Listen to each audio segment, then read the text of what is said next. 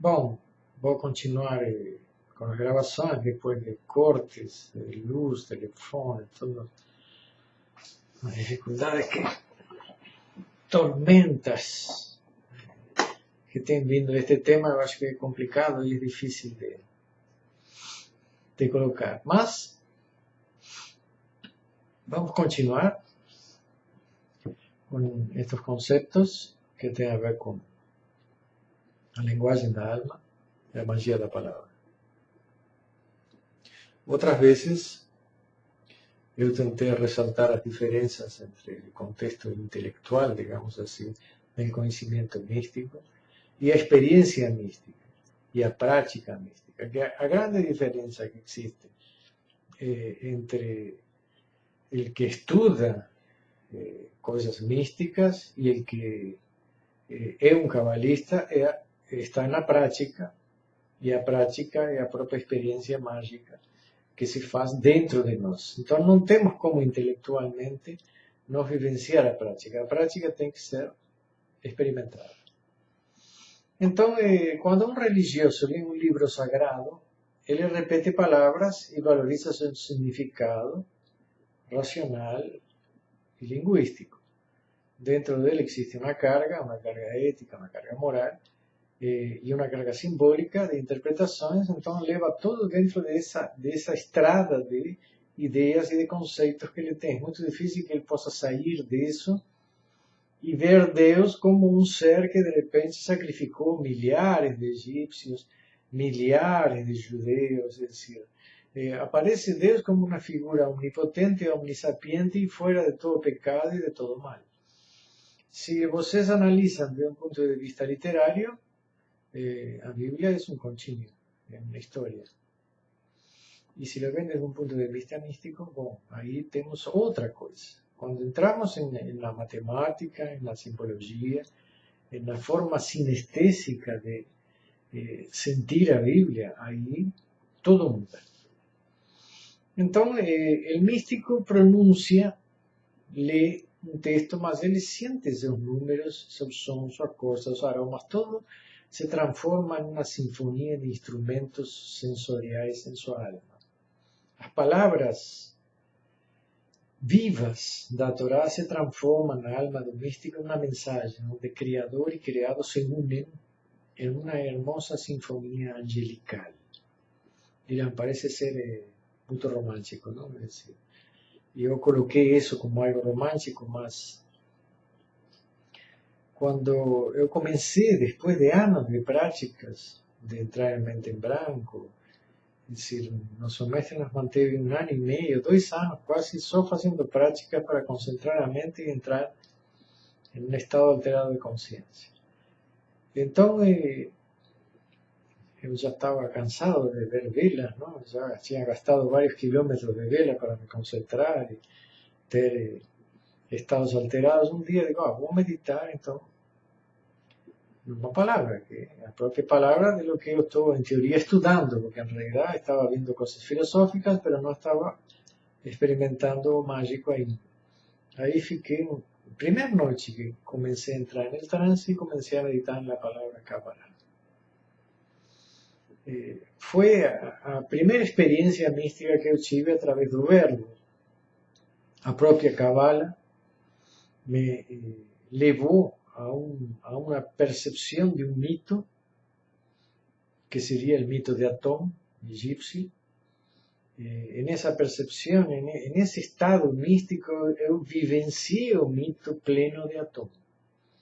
Desde o nascimento do gran ovo cósmico do mar original, hasta sua expressão máxima de liberação de luz e a percepção da matéria, do ar e da luz.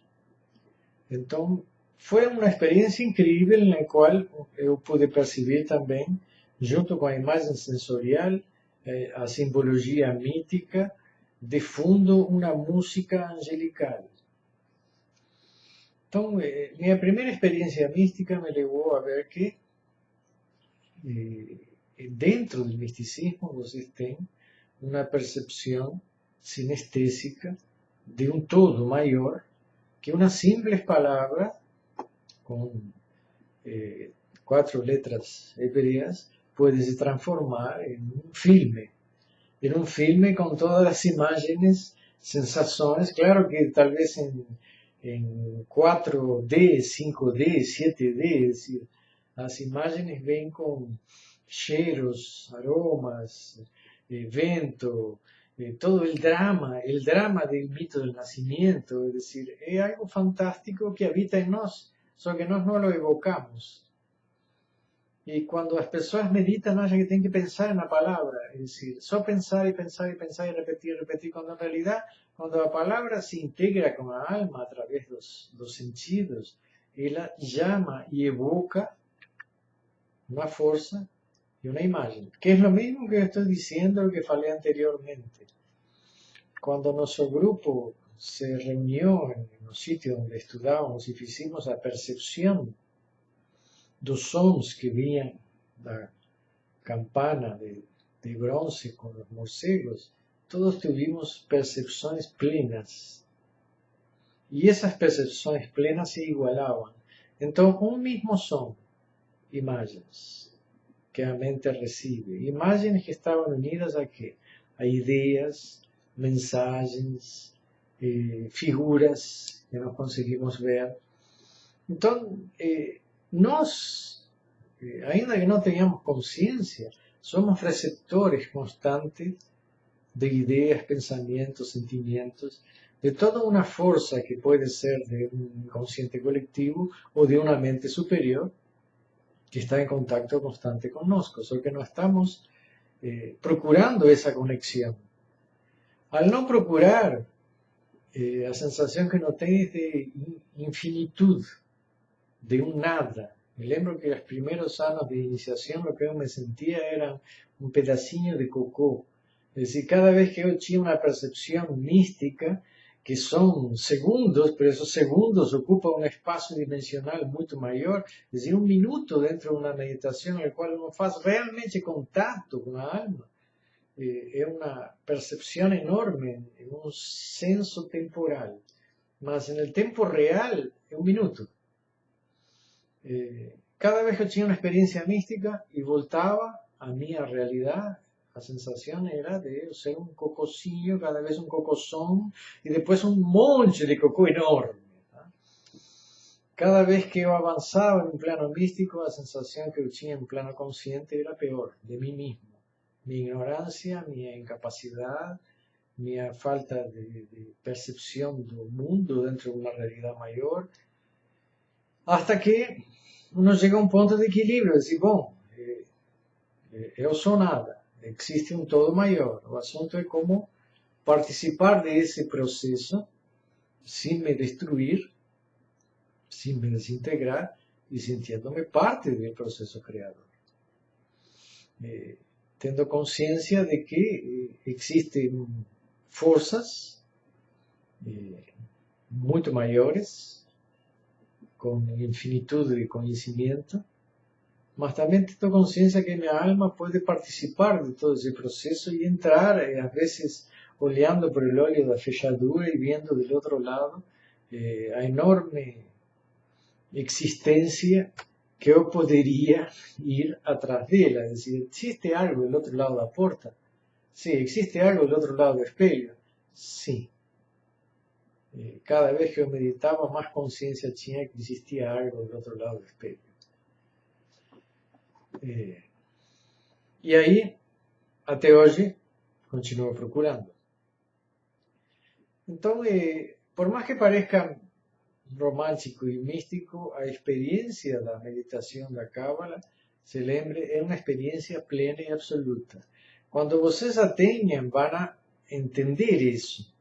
Não é vi tal coisa, eu vivi isto, eu vivenciei um mito. É totalmente diferente de ver na TV um filme sobre um mito egípcio.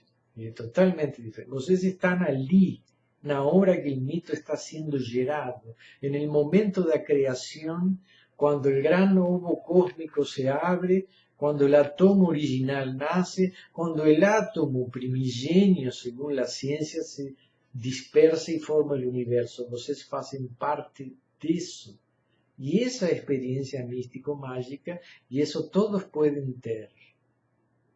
Mas tenemos que entender que la experiencia mágica no viene de la lectura del libro sagrado o de cualquier libro.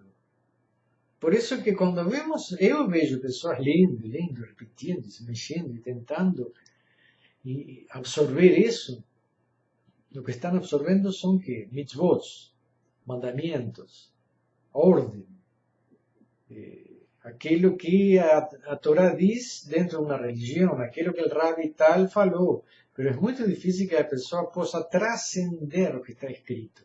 E isso é o que é mais importante, não o que está escrito, sino o que está detrás da palavra.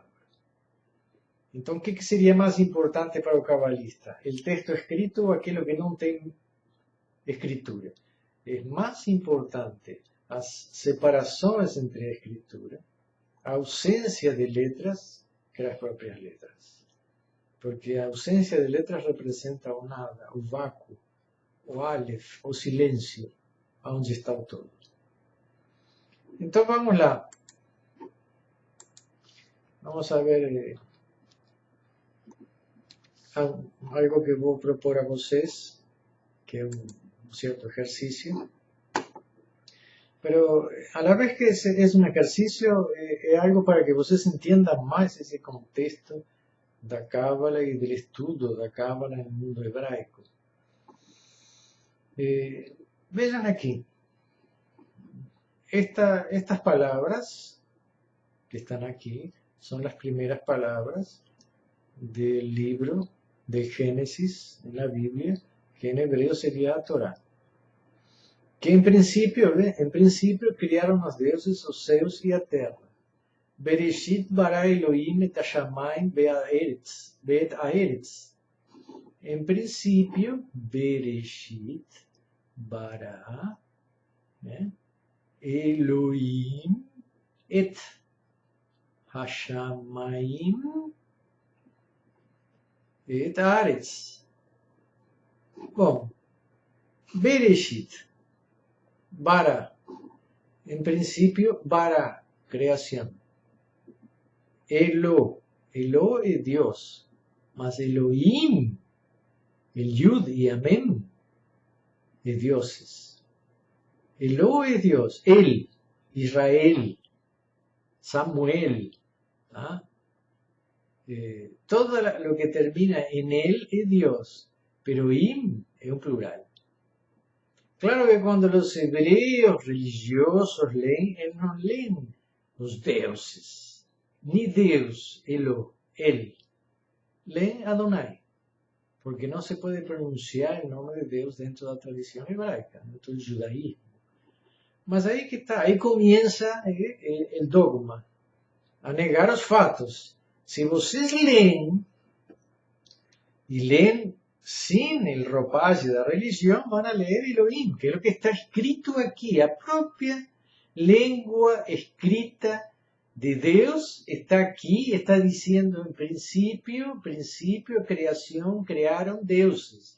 Los dioses crearon, no dice Dios creó, no dice Adonai, dice dioses. Bueno, en principio crearon los dioses os céus, os distintos céus e a terra. Bom, então aí já começa. Bom, se eu vou ler dentro de um contexto religioso, já rompo toda a interpretação desse início de texto. O religioso se engana e engana a os outros quando transforma um texto que está claro. Em princípio, criaram os deuses. 7 dias, sim, durante 7 dias criaram, eram 7 deuses, um dia para cada día de la semana, que es lo que nos estudiamos en Gratología. Mas no, el religioso se miente. Quien lee, si lee e interpreta literariamente, va a ver el plural.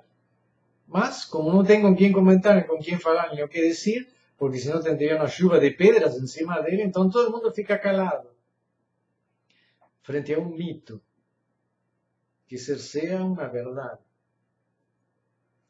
Entonces, yo no estoy procurando que ustedes estudien hebreo.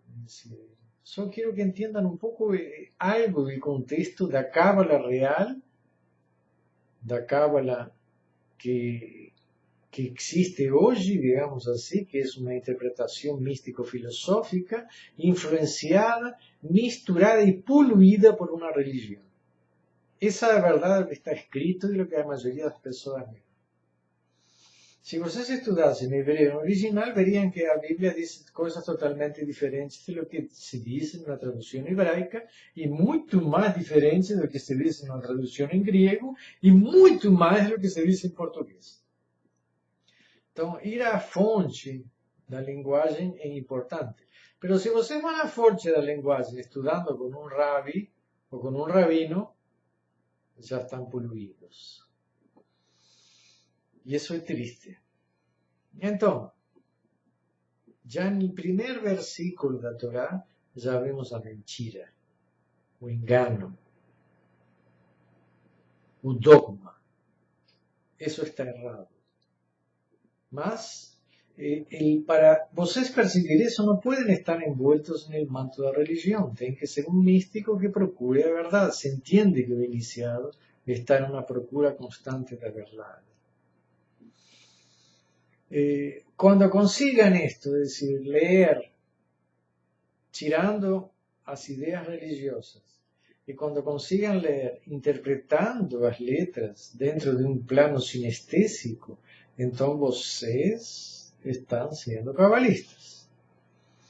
Claro que tem discípulos meus que estão estudando hebreu. O problema é que, sem dar-se conta, estão sendo poluídos por ideias religiosas. Então, quando eu digo, você tem que sentir, não tem que entender, o mestre quer que você sinta, e acham que sentir é uma coisa de coração. Então, sentir. Eu tenho que sentir, eu tenho que vibrar. Não, é muito mais que isso. Quando eu falo de sentir, é que você se integre em todos os sentidos, em cada letra, em cada palavra, e obtenha um resultado interior imenso. Assim como falei do mito da criação, que vem de uma palavra. Assim como aquele cara que ganhou o prêmio Nobel, veía la palabra carro y tinha sabor en la boca de gelea de morango. Es decir, puede parecer una locura para vocês. No, esa es la lenguaje da alma. Ese es el mundo mágico. El mundo mágico nos lleva a una dimensión plena, mucho mayor que la que nos estamos viviendo a través de la razón y del intelecto. Entonces, vamos aquí. Observen eso. É pouco o que eu vou pedir para vocês, bem pouquinho, tá? Mas, essa palavra aqui escrita, resh, bet, resh, se lembrem que o hebreu se lê de direita à esquerda, tá? Resh, alef, que é mudo, shin, com o pontinho em cima, yud, tab, final. Bom, esa palabra, en principio, en el origen, Bereshit, bara, en principio creó, no está bara, só está Bereshit ahí. ¿Qué que vos querer? Que vocês observen esa letra, esas letras, letra por letra, las estudien, así como eu botei aquí embaixo el ejemplo, el alef, la letra alef, tiene el valor numérico 1, que es transparente o branco, dependiendo. La nota musical do. Sabemos que dentro de los cabalistas se comenta mucho la idea de que Einstein ficou 7 anos estudando la palabra Bereshit y de ahí veio la teoría de desintegración de la materia. Bom, então, ¿qué que nós temos aquí? Aquí vamos a ver embaixo algunos símbolos que son llamados símbolos masoréticos. Son unos puntinhos.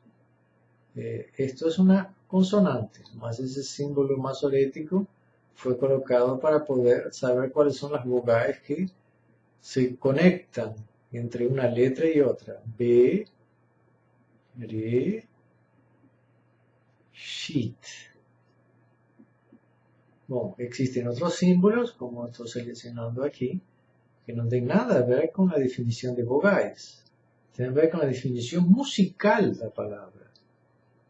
Então, em hebreu, como disse, a palavra e o verbo se cantam, a Torá se canta, é cantada.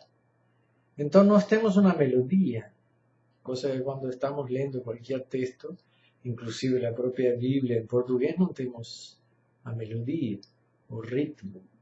Já em hebreu preservamos a melodia porque as tradições egípcias entendiam que a memória se abre à música.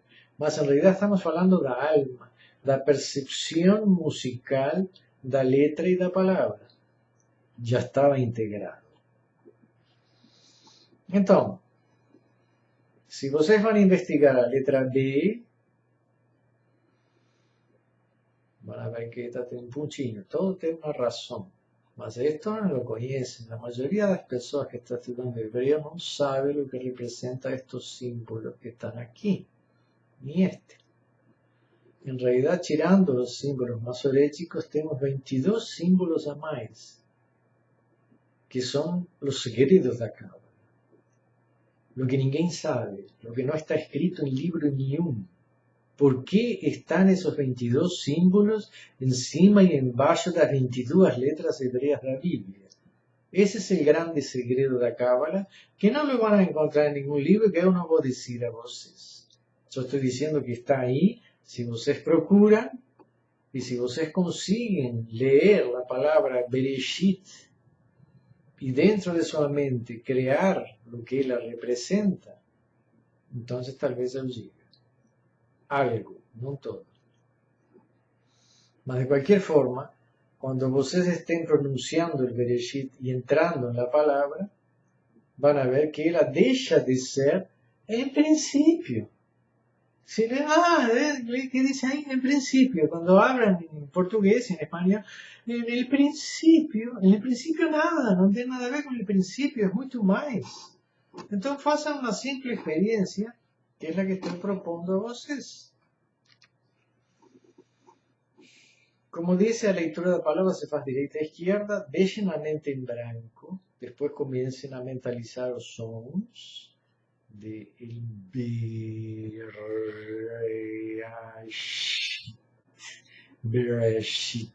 Bereshit. Cada palavra tem uma vibração. Se você centra na vibração correta, aparece a cor e aparece a nota musical. Então entra na harmonia. Lo mismo que van a encontrar en el film de Steven Spielberg. De repente se pronuncian 4 notas musicales, 5 notas, ta, ta, ta, ta, pum. Y aparece cores y una lenguaje de comunicación con un mundo extraterrestre. Es exactamente lo mismo. Si ustedes consiguen encontrar las notas, la vibración certa de la palabra y combinarla, dentro da mente de vocês, não vai dizer em princípio, vai dizer muito mais. No início de tudo, vocês vão ver que essas letras podem se combinar de maneira diferente. Enquanto vocês la têm dentro de sua alma e vão encontrando as combinações de cheiros, cores e música que se ligam, van a ver que algunas letras se ligan y otras no se ligan, y cuando quieran acordar se forman otras palabras totalmente diferente. Por ejemplo, la palabra Bereshit, cuando uno comienza a meditar en ella, lo primero que aparece es Barashet. Barashet, que en egipcio representa Ba, espíritu, de Ra y de Shet. El espíritu de Dios y del demonio se unen en la creación. Fíjense lo que estoy diciendo. Es decir, estoy diciendo una simple primer nivel de interpretación cuando comienzan a sentir las fuerzas de la creación. Pueden pasar años con una palabra y pueden pasar mucho más tiempo estudiando la primera frase del Génesis o del Bereshit. Eso es Cábala. El resto que ustedes leen por ahí es filosofía. Y son interpretaciones racionales, y son combinaciones que se hacen para el número tal, y el número tal que da con el número tal, E aí vão, e eu lamento, mas são interpretações religiosas, não tem nada a ver com a magia sinestésica da Cábala. A magia da leitura da alma que está integrada ao Criador. Digamos que a Bíblia em si é um texto que nos leva a uma conexão com o Criador. Ele não nos diz como criou, ele nos mostra como criou, que é totalmente diferente do que se vê na literatura comum de Cábala e de coisas místicas. Voltando a isso, as ciências místicas ou mágicas, em todo o mundo e em toda a época, têm utilizado a palavra e o verbo. É decir, não vão encontrar um xamã, digamos, na Rússia, na Sibéria, que não utilize palavras mágicas igual que utilizam na Amazônia ou como na África. Es decir, en cualquier época y en cualquier tiempo, todos utilizaron el verbo para establecer un contacto con a mente creadora. Não estou falando de Deus, estou falando de um Criador que pode ser um ser extraterrestre. O próprio Evangelho nos fala que em princípio era o Verbo e o Verbo era Deus. Então, esto es una leve interpretación, es decir, estamos entrando así en una pequeña visión del mundo mágico sinestésico que nos lleva a la dirección de entender un poco más lo que sería el verbo o Hekau en el concepto egipcio, la palabra mágica, que tiene a ver con una lenguaje que no es traducible, mas que sin duda es fuerza y energía. Entonces, estos conocimientos que estoy hablando para vocês, desde la época de Hitler, desde que se comienzan a hacer ritmos de tambores en los templos y después en el ejército el ritmo tiene una finalidad, es que el soldado no piense, que marche, que avance, que lute y que mate. Es decir, el ritmo, las músicas, las marchas, las banderas, los símbolos en las banderas, las canciones, los himnos nacionales, todo para inducir a pessoa a um estado emocional que esté disposto a entregar sua vida para manter o poder de alguém, de uma pessoa ou de um grupo. Essa pessoa se pode chamar Saddam ou Al-Qaeda, um grupo, mas o importante é que o resto faça o que eles querem. Isso acontece conosco há milênios. Toda a sociedade está sendo induzida. Eu sou uruguaio, vocês são brasileiros, você tem que fazer isso, tem que fazer aquilo. Então, existe uma série de simbologias. Eu tenho um número que me define no meu passaporte. Então, eu sou um número, sou uma coisa, sou um objeto de algo maior. Sou um cidadão, mas não sou dono de nada. Em termos reais, o Estado absorve o cidadão lo transforma em um pequeno objeto. Ele tem obrigações, ele não se pode queixar, ele não pode exigir. Então, vivimos presos dentro de um sistema, sim, e esse sistema nos induz de diversas formas, nos comanda e nos manda. Sempre foi assim. Só que, é claro, a sociedade está muito dividida em países, em diferentes culturas, em linguagens, em conceitos religiosos, e através disso, os interesses de alguns dominam os interesses de outros. Estamos todos sendo controlados, manipulados e dominados. O Estado mete a mão no bolso de vocês, no salário de vocês, faz o que quer. E ninguém se pode queixar, ainda que o Estado esteja falido. Bom, os estudos de marketing e de propaganda também induzem letras em ascendência, cores, músicas, nos cinemas, as músicas também que levam um ritmo e que induzem a que você se movimente e tenha desejo. Bom, isso é parte do conhecimento mágico.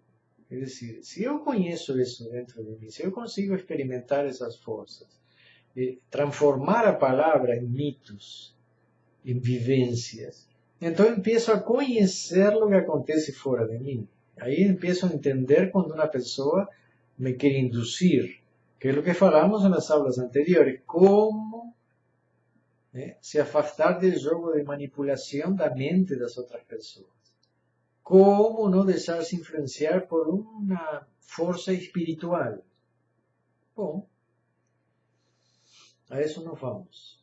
A palavra, a cábala, o Hekau, tem funções, que é um diálogo com a alma, que é onde está o centro do equilíbrio da nossa psique, do nosso corpo e da nossa saúde. Se eu consigo entender a sua linguagem e induzir ela, em alguma medida posso curar outras pessoas e me autocurar. Que essa é a função primária do estudo da cratologia do indivíduo. Se perceber, se tratar e ajudar outras pessoas. Quanto mais percebo o jogo que existe fora de mim, mais me posso defender dele, mas não tenho como sair dele.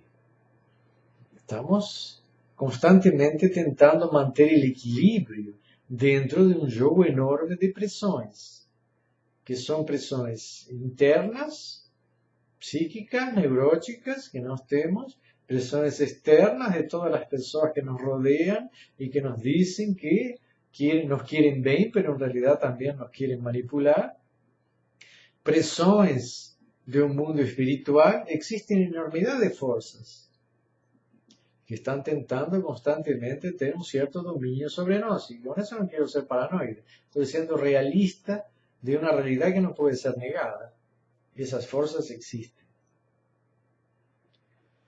Então, a Cábala, o estudo da Cábala, é algo que eu mostrei por cima. Talvez eu não volte a estudar coisas mais à frente, em realidade, como é que a experiência, digamos, a experiência mística da percepção da palavra e da vivência da palavra pode ser realizada. Só de essa introdução, porque como vamos usar muitas palavras de Cábala, e como disse anteriormente, ainda que vocês não tenham uma experiência sinestésica, ela funciona igual, porque a alma entende. Es decir, a alma entende e vivencia e libera uma energia. Então, ainda que vocês não entendam, o fenômeno se dá igual. Quando vocês lo percebem como um todo, então vocês recém aí que se sentem cabalistas. Antes disso, eu estou experimentando a arte da cábala. Depois disso, eu estou dentro da cábala. E isso pode levar anos, pode levar meses, ou pode que não aconteça nunca para algumas pessoas que não acreditam, ou que dão mais importância à palavra que à sinestesia da palavra. Quando mais importância der à interpretação da palavra, em termos linguísticos, mais vão a destruir a sinestesia da palavra, que é muito mais importante. Então, a mística da Cábala nos vai ajudar, e isso é uma das coisas que eu estudei dentro do meu sacerdócio. O sacerdote estuda técnicas de autocura, porque parte das experiências do sacerdote, chegado a certa etapa no sacerdócio, era entrar no deserto e sobreviver. E para sobreviver tinha que saber, bom, como reter água, como encontrar água, como sobreviver com pouca comida ou sem nada de comida, e como se autocurar. Então, existe uma série de técnicas que são de origem egípcia e hebraica, que foram estudadas dentro do sacerdócio e que eu pretendo dar para que o discípulo, o estudante de cratologia, tenha por lo menos a opção de ele mesmo seguir autotratando de certos problemas que tem a nível emocional, psicológico e físico. Já isso é uma ajuda no sentido preventivo, de prevenir enfermidades e de se melhorar sem depender de outros, que hoje é muito importante, quando menos se dependa das outras pessoas. Então, como falamos anteriormente, existe uma série de influências internas e externas que nos afetam. E hoje nós vamos, antes de entrar depois nas próximas aulas a falar sobre técnicas de autocura, vamos tocar o último dos temas, que tem a ver com a defesa frente a influências externas. Temos que ver que existen influências em um plano ambiental. esto que voy a ensinar, ya enseñé a otros discípulos, mas esta combinación de palabras es muy fuerte en el sentido de isolamento. Vocês têm que se fechar em ambientes negativos. Eu acho extremamente importante. Me lembro que uma época eu ia com outro discípulo a limpar a clínica onde minha esposa trabalha. E realmente as clínicas são lugares de cargas negativas enormes. Então, quando uno entra, já deveria se fechar, porque está recebendo flechazo de todos lados. Es decir, às vezes tem um espírito persiguiendo uma pessoa que la está masacrando, com dores horríveis, com enfermedades, e o médico vai e trata, e cubre, e tira esto, e tira a dor, e faz... Bom, e quando quer acordar, o médico está recebendo uma paula. Claro que os médicos têm os dois lados, não? Tem anjos protectores e tem aqueles espíritos ruins que persiguen, ou forças negativas que foram influenciadas na pessoa e se manifiestan como dores ou enfermedades, e quando quer acordar, vocês pegam partículas dessa energia. Então, esta palavra, que es conocida de los iniciados, pero es muy fuerte en ese sentido de protección, pues, por lo sano que yo vengo trabajando con ella, puedo decir que es extremadamente útil. ¿No? En realidad, el Shofet Loch es una palabra que nos ayuda a nos fechar frente a ciertas circunstancias. Geralmente eu faço isso de noite. Quando eu vou dormir, antes de dormir, faço um Shofet Loch para fechar minha aura para dormir em paz, para que não haja ataques nocturnos. Às vezes me esqueço, mas a maioria das vezes eu me fecho. Me lembro que faz uns 20 anos atrás, eu me despertei de noite às 3 da manhã e senti algo ruim. E vou fechar, não só vou fechar o corpo, vou fechar a janela, vou fechar a porta, vou trancar este quarto para dormir em paz. Só que al outro dia de manhã, minha esposa anterior se despierta e me diz, coisa estranha, de noite me despertei e tinha umas grades douradas na janela e na porta, parecia que estava dentro de uma gaiola dourada.